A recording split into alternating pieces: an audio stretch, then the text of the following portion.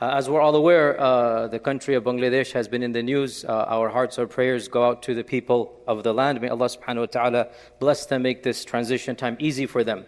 So I thought that inshallah today, let us go over very briefly a bird's eye view of some of the interesting anecdotes and historical lessons we can learn from this region. Especially because this region is very interesting. If you look at the countries around it, look at Bhutan, look at Nepal, look at India, they are not Muslim majority countries. And yet here we have this little pocket of a Muslim majority country. 90% of Bangladesh is Muslim. It is the fourth largest Muslim country in the world. And yet it is surrounded by neighbors, Myanmar, Bhutan. These are not Muslim majority countries. And this is not where Muhammad ibn Qasim landed. This is not where the Arab Sindh, they came. That's on the other side. So how did that come about? And what are some of the lessons we can learn from that region? And again, this is a bird's eye view. How much can you accomplish in just 20 or 30 minutes, inshallah ta'ala? But inshallah, a bit of a summary. Of course, this region has always been associated with the name Bangla. And this goes back to the name of a tribe that inhabited this region 3,500 years ago. Some say it is Bang, or Banga, or Bangla. And of course, Desh means land. So the country was called Bangladesh, but the tribe and the peoples are the Banga or the Bangla peoples. And this region, before the coming of Islam, was majority Buddhist, and perhaps 30-40% Hindu. But the Buddhism was the majority in this region. How did Islam come to this region? The earliest references that we have in our Islamic sources goes back to one of the books written under the Abbasids by a scholar by the name of Ibn Khurdazbeh.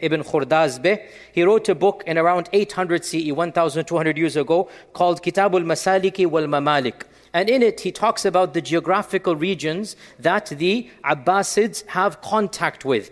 Those that they control and those that they are aware of. It is like a book of geography of 1,200 years ago.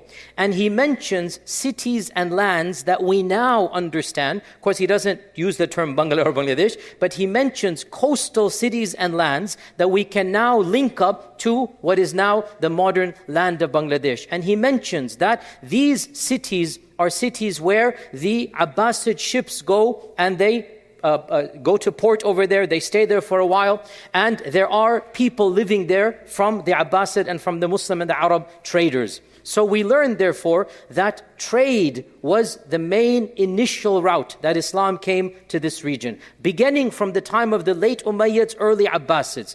And excavations have actually uncovered gold coins and silver coins. We find them in this region that date back to the time of Harun al-Rashid. So there was a thriving industry from the time of the early Abbasids. Clearly, we even have architectural remnants of mosques. Now realize, there is no sultanate right now. There is no political entity, but there are Muslims in the region. And this is something that is documented by later geographers as well. Later on, the most famous geographer is Al-Mas'udi. He mentions this region. Al-Idrisi, who was the first to draw a map of the world, Al-Idrisi also mentions pockets of Muslims living in these regions. In fact, the name of the second or third largest city, Chittagong, is actually derived from what the Arabs call this region. How many of you people knew this? Chittagong comes from Shattul Ghanj. Shattul Ghanj. The Arabs call the Ganges River Ghanj. Ganges, Ghanj. And Shat means the delta or the entrance. And if you look at a map, those of us not from Bangladesh, you don't know where Chittagong is, but the Bangladeshi people know what it is. It is where the entrance to the Ganges and the exit from the Ganges, that's exactly where Chittagong is. The whole river, the famous river of India, the Ganges River, its main tributary into the Bay of Bengal, its main tributary, it is right at the tip of Chittagong. And Chittagong is Shattul Ghanj. Shattul Ghanj. That is the delta of the Ganges River. And that's, the Arabs would call it Shattul Ghanj, and this eventually came into what we now call Chittagong. Now, the first Muslim power that entered here dates back to around the 10th or 11th century, and this is one of the branches of the Ghurid dynasty. The Ghurid dynasty, of course, was established northeast, but one of the branches came and conquered some of the regions until they finally made their way to Bengal. And the first famous ruler or the first conqueror of the Ghurid dynasty was Bakhtiyar Khalji. Bakhtiyar Khalji. Bakhtiyar Khalji was the one who eventually made his way into what we now call, the area of Bengal. And it is an amazing story that it is said that he was leading his army. He was so eager to enter, he only had 18 people when he entered the first village and town. And with 18 people, he began the conquest of this entire region. And Bakhtiyar Khalji established the Ghurid dynasty, but he made himself independent, but technically he's a part of the Ghurid dynasty. One thing you have to know when you listen to my history and others, you understand, yes, there was a technical khilafah, but the khilafah is not going to control every distant region. And what happens is the government might send somebody, and that somebody basically becomes semi-independent. And he's running it maybe in name only, maybe even not even in name. But this is what Al-Khalji did, and he began to mint the first Muslim coins, or the first Islamic coins date back to Al-Khalji, which is around 1200 CE, like 800, 900 years ago. He began to mint the Islamic coins of this region, and the khutbah was given in his name. Before this point in time, if there were any masjids, the khutbah would have been given in the name of the Abbasids. But now Khalji comes along and in his name and the name of the Ghurids, and thus begins the first political base, the first state, if you like, in this region of what we now call Bangladesh. And this next 300 years, we can say, technically, there's multiple dynasties. They're called the Delhi Sultanate. The Delhi Sultanate. This is the extension of the Delhi Sultanate, but the ministers, or the governors, are independent or semi-independent. But now that the political base has been established, now you have masajids popping up everywhere. And you have a new phenomenon, a phenomenon that was very common for that time, and that is preachers who would travel from Arab lands, Muslim lands, with the only intention of preaching Islam. And this began the phenomenon of the Sufi Khanqahs. Sufism played a very important role in the spread of Islam in this region. And a number of famous Sufi preachers, the most famous of them, every single person of Bangladeshi heritage knows this person, and his name is Shah Jalal. Shah Jalal is the most famous one of them, but he's not the only one. But he's the most famous, and he's of the earliest one. And Shah Jalal was of an Arab descent, but he was born and raised in Konya, in Turkey. And they say that his sheikh handed him a mission that you have to go to. He gave him some soil. He goes, wherever you find the color of the land to be the soil, that's where you will settle.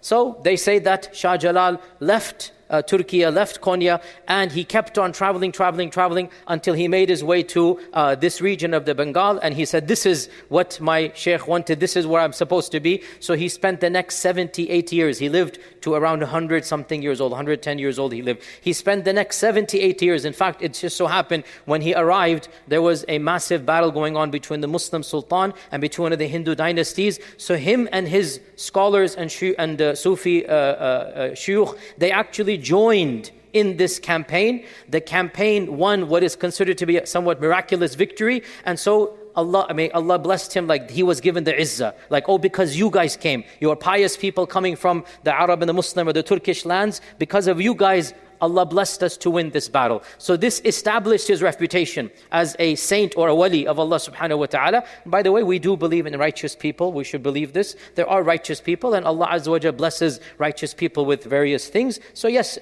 the concept is correct, no problem with that. And so Shah Jalal established his credibility right when he landed, basically. This victory boosted his credentials, but he didn't participate after this in any type of military expedition. What he did is he opened up a khanqah, he opened up a lodge, and he began preaching and teaching for the next 50 or 60 years. And what I found super interesting, I learned today that the most famous traveler of medieval Islam, Ibn Battuta, you know Ibn Battuta? Ibn Battuta not only visited this area, and he called it Al-Bangala. In his book, he calls it Al-Bangala. Not only did he visit this area, he lived in Sylhet, and he maybe even took a wife there. We're not sure. It looks like that as well. And he said, then I traveled 1 month to visit the most famous wali of the region, Shah Jalal. He actually met Shah Jalal. Ibn Battuta, I found out today, I didn't know this. He actually met Shah Jalal. And he describes that he was a tall, handsome frail man. He would fast continuously. He was living in a monastery, a khanqa away from the city. His students were there, and and he mentioned some miracles or some karamat, you can say, that happened, and that Shah Jalal gifted Ibn Battuta a turban. He was very happy at this. So Ibn Battuta is he literally said this is the most famous saint in the region, which means Shah Jalal had already established his reputation in his lifetime.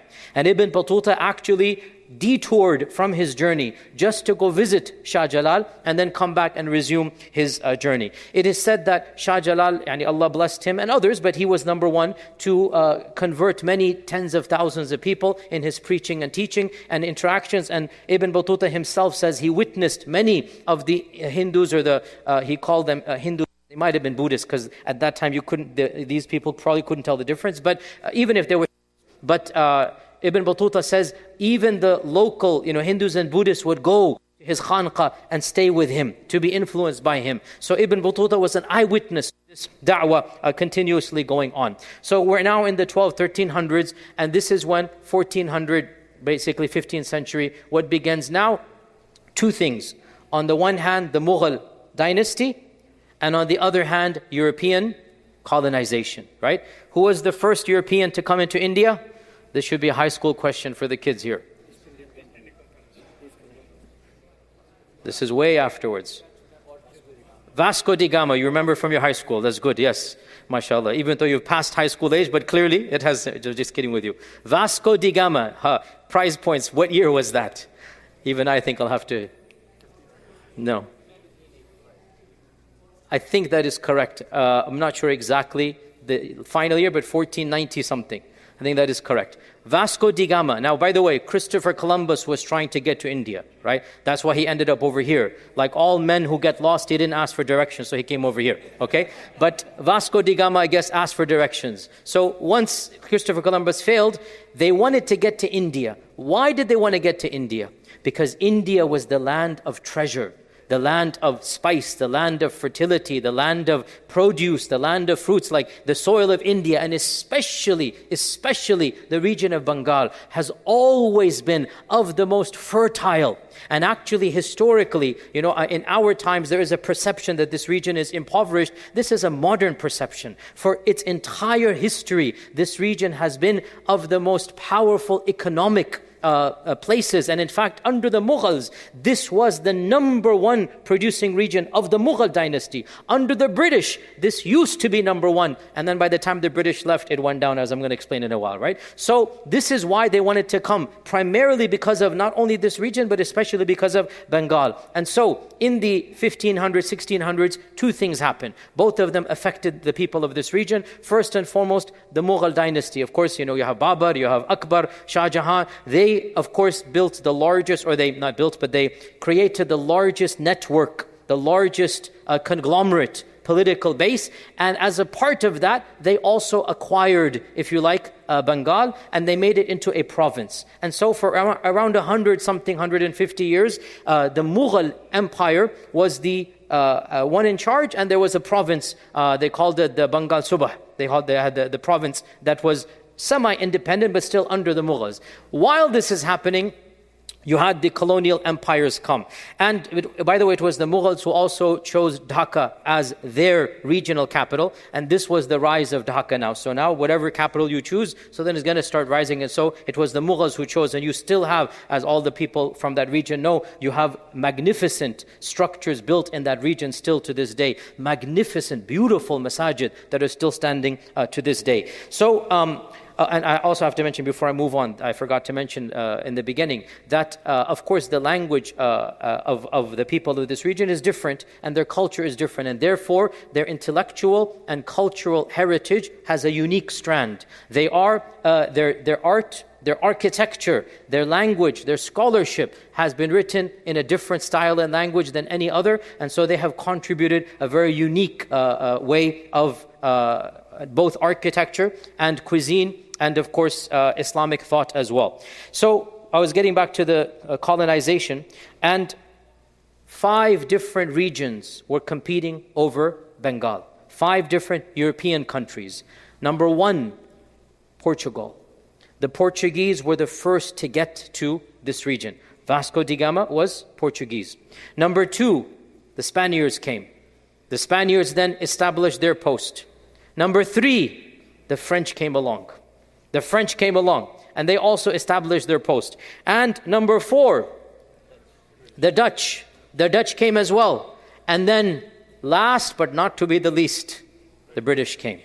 Now each one of these 5 established East India Trading Company, Dutch East India Trading Company, Portuguese East India Trading Company, British East India Trading Company. And each one of them began competing to have the most land, the biggest perks, the most direct access to the governors. And interestingly enough, in this region of what we now call Bangladesh, the Bay of Bengal, multiple times these 5 powers actually fought one another on the Indian subcontinent soil for resources. So you have the British and the French fighting each other for resources in this region. And sometimes they're bringing in the locals as well, because there's something called sepoy. And the sepoy is a local who is paid by the British or the Dutch or the French. So you had a class of Indians or Bengalis, you had them being paid by these European superpowers, and they're fighting each other on behalf of these superpowers. So in any case, what happened was these 5 entities, all of them attempted to negotiate the best treaties with the governor. And this also coincided with the waning of the Mughal Empire. The Mughal Empire started to decline in its power, and so this region became once again independent. And another superpower was established, regional superpower. Let's call it the Nawabs of Bengal. Now technically the Nawabs of Bengal were multiple dynasties, as is usually the case. It wasn't just one dynasty, but for another 200 years you had 150, you had many dynasties that are not under the Mughal Empire. They don't need to get permission from the Mughal Empire. So the regional 5 colonial powers have to negotiate directly with these dynasties.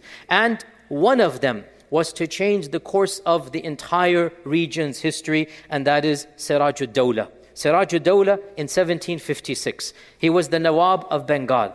And long story short, the British and the French were at a massive war. And Siraj ud-Dawla initially got caught up. He sided with the French. The French were more sympathetic to him, but the British demanded more and more. And the British started building larger posts, taking more land, demanding higher taxes. Siraj ud-Dawla refused. He said, I'm not going to be a party to this. It's not fair. Remember, these companies are not governments. They are trading posts. They are East India Trading Company. Sure, they have mercenaries, but they're not governments. This is like you open up a shop somewhere and the shop is surrounded by your mini army. That shop becomes a mini city. That shop starts taking the land around it. This is what these principalities did. Siraj ud-Dawla said, enough is enough. You guys are not welcome here. And for one of the most historic and important times, he went to war. He fought the colonizers. This is now not necessarily the first, but the most important and the most seminal fighting that took place by the locals, the resistance against colonization. It was done by the Nawab of Bengal against the British. And in fact, initially he succeeded. He overtook Calcutta and he freed he kicked out the British. He had to he killed some of the people there as well, the British people, obviously that happened. And when that happened, the British sent in the troops. And they sent in their most promised and decorated general. His name is Major Robert Clive. Major Robert Clive had a reputation of being heartless, cruel, but also very efficient. In other words, he was a general exactly what you need from their side. And Major Robert Clive decided that he was now going to go wage full war against Siraj ud-Dawla. So him and Siraj ud-Dawla basically had a number of battles. Calcutta went back and forth until finally, Siraj ud-Dawla was kicked out initially. Siraj ud-Dawla then brings 40,000 troops against Major Clive, who probably had less than 2,000, right? Including the sepoys. There's no way that this is clearly going to change the course of history. If Siraj ud-Dawla wins, then the British are kicked out. But here is where constantly the Ummah has a problem from within. And that is, we don't need external enemies when we have people inside of us who will betray. And what Major Robert Clive did was he used the tried and tested tactic of the British. Divide and conquer. Major Clive understood, I can't win them in battle. And so he resorted to the standard technique, and he found one of the senior, some say he was the senior general and military commander under Siraj ad-Dawla. His name was Mir Jafar. Mir Jafar. And he began a secret negotiation with Mir Jafar to become a traitor. Come over to the side of the British. Mir Jafar named a price, he got the price. Mir Jafar said, once you get rid of Siraj ad-Dawla, I have to become the Nawab. Clive said, fine, you will be the next Nawab. Once he went back and he heard that more and more help is coming from England, Mir Jafar renegotiated the contract and demanded triple what had been the initial price. Greed, complete greed. They say the equivalent in our times, if you calculate it out, is around £3 million. So for 3 million British pounds, the equivalent in our times, which is around less than $4 million, for $4 million, Mir Jafar not only betrayed his own dynasty, he literally changed the course of history to what was about to happen. Such a measly sum, 4 million. That's all that he needed. So long story short, when Clive's forces came, Siraj ad-Dawla thought that he had Mir Jafar and the troops on his side. Turns out at the last minute, Mir Jafar, because he was the commander, he simply withdrew, leaving Siraj ad-Dawla almost unprotected. Siraj ad-Dawla had to flee for his life with his women and children. Mir Jafar's forces caught up to him and executed him on the spot, paraded his body in public, and then Major Clive literally greeted Mir Jafar, kissed him, held his hand, put him on the throne of the Sultan of the Nawab, and gave him a bowl full of gold. This is now your treasure. And he did become the Nawab for a while, and then of course, as is always the case, then he realized the British are not giving him what he wanted, and he actually died a miserable death because obviously you're not going to win as a traitor. For those of you who studied Iqbal has some really famous poetry about this, right? I'm going to really mess this up, but Jafar az Bengal wa Sadiq az Dakkan, nange Adam, nange Deen, nange Watan, na Qabul wa na Umeed wa na Murad, millat az Karshan, andar fasad. Is that right? Right translation? Andar fasad? Is that right? This is Farsi, right? So Iqbal has some really beautiful lines here that Ja'far from Bengal and Sadiq from Dakkan. Mir Sadiq was somebody who betrayed Tipu Sultan, right? So Ja'far from Bengal and Sadiq from Dakkan. These people are Nange Adam, disgrace to mankind, and Nange Deen, disgrace to their deen, Nange Watan, disgrace to their homeland. Na Qabul, they have no acceptance, they are hopeless, they are unfortunate, and because of them, an entire nation was corrupted by their actions. This incident is called the famous Battle of Plassey.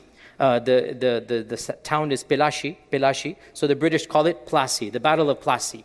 The Battle of Plassey in 1756, it changed the course of history. Literally, this is the most important battle that every student of history is aware of, because when the Major Clive won over the Sultan or the Nawab of Bengal, what was the result of that? A number of things. First and foremost, this now established British superiority over all of the other colonizers. Now England is dominating, even though before this the Portuguese had dominated. Because of the Battle of Plassey, now England has the upper hand. Secondly, now that England has basically conquered Bengal, this is the nail in the coffin for the Mughal dynasty. That's it. This is the most important province, the most expensive, the highest, produce. And now it's not in the hands of the Mughals, even though nominally it was technically not there, but still there was this notion. So now that the British are here, then what's going to happen from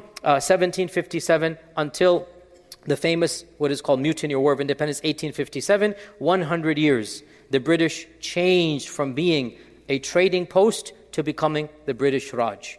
The beginning of this, the Battle of Plassey, when the Muslims of the Bengal province, when the Sultan of the Nawab province was betrayed by his minister, it was inevitable. That's it. One thing led to another, and in 1857, the British annulled the Mughal dynasty, kicked out the last Mughal Sultan, who died a very lonely death in Bahadur Shah, Zafar Bahadur Shah. There's a picture of him, the only picture we have of a Mughal emperor on his deathbed in 1860 or something. It's a sad, sad portrait of a person lost everything. So he was exiled, and the British then took over. And of course, when the British take over, what do you think is going to happen? They're not interested in the people. They're interested in their pockets. And for the next 90 years, they fleeced this region that used to be the number one.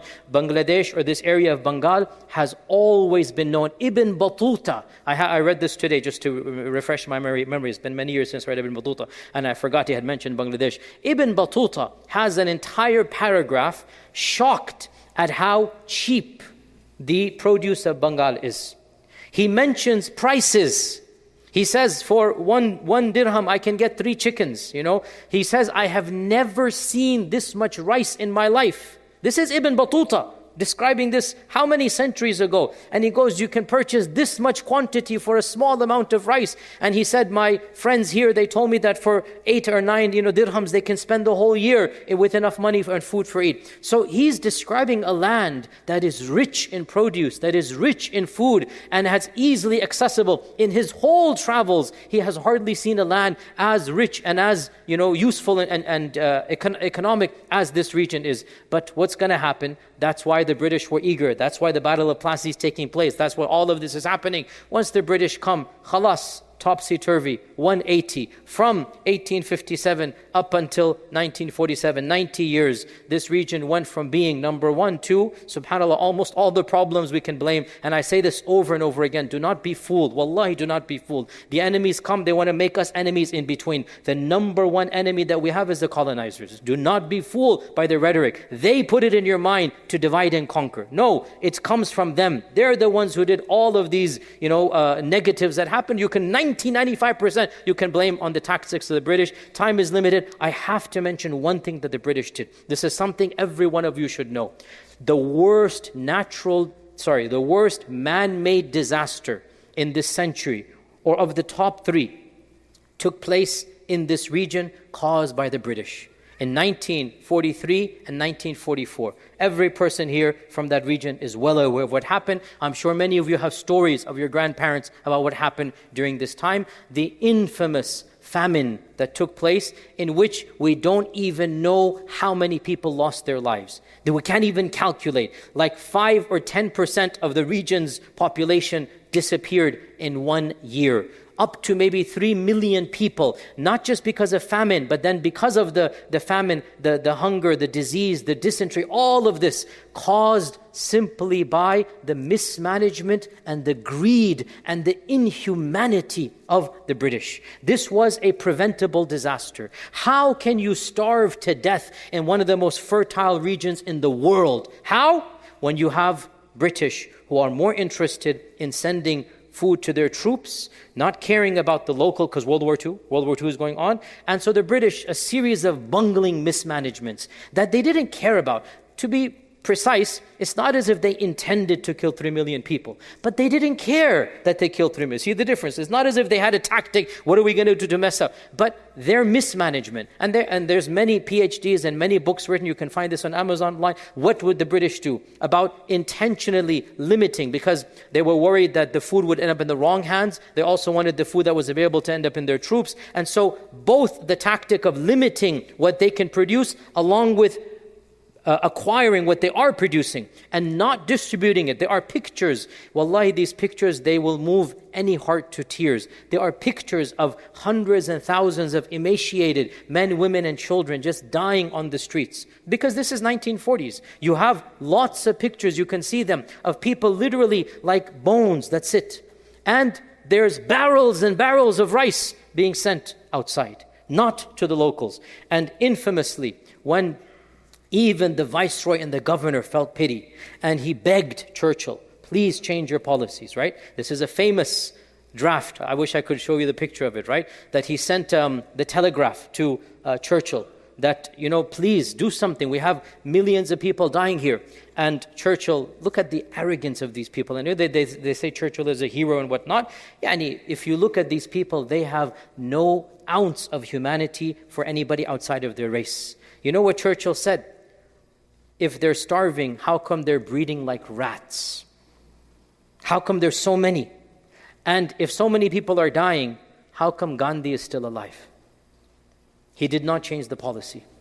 Literally, even the local governors begging him, and he has it in his handwriting, that, they're still breeding like rats. He called the people there, they were all Muslims, he called us their rats. He goes, look at their quantity. They're people like rats. Why should I change my policy? And if they're all dying, I want Gandhi to die. Why isn't Gandhi dying? Just the amount of racism and arrogance that in that, cruel. And because of this, as we say, we'll never know for sure, but maybe up to 3 million people passed away. And of course, it's because of this that there was a strong resistance from this region against the British. Many famous thinkers and many intellectuals, they championed for freedom, along with people in other regions. Bangladesh, or in this region, of course, is not called Bangladesh right now, but the people of this region are of the most antagonistic. And eventually, of course, in 1947, as you're aware, that is when the British had to leave. And because this is now a Muslim majority land, so then they also granted it separate independence. And now, as you know, multiple changes are happening. So we ask Allah subhanahu wa ta'ala to bless the people of this region. Wallahi, our hearts, wallahi, I swear to you, my heart, my du'as are for the people. It was so, joyous to see, some of the things happening. Alhamdulillah, alhamdulillah. In the end, we just make dua, all we can do. We make dua to Allah subhanahu wa ta'ala that Allah Azza wa Jal protects the people, blesses them with a government that genuinely cares about them and their interests, that blesses them with a government that wants to protect their own civilization and culture. 90% Muslim, they should be proud of this. They give so many, contributions to the ummah. So may Allah subhanahu wa ta'ala protect them, bless them, grant them hidayah, and inshallah ta'ala let us see Izzah back as it used to be, the political and economic capital for thousands of years. We pray inshallah ta'ala this returns. Jazakumullah khair. Assalamu alaikum wa rahmatullahi wa barakatuh.